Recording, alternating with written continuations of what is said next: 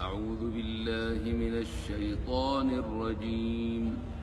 بسم الله الرحمن الرحيم.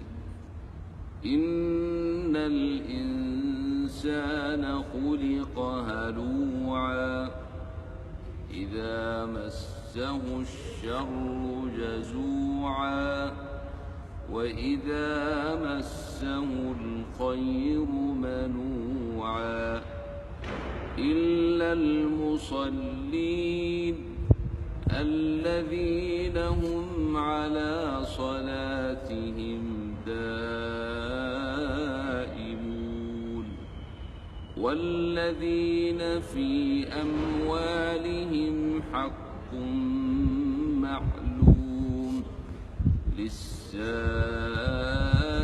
والمحروم والذين يصدقون بيوم الدين والذين هم من عذاب ربهم مشفقون إن عذاب ربهم غير مأمون.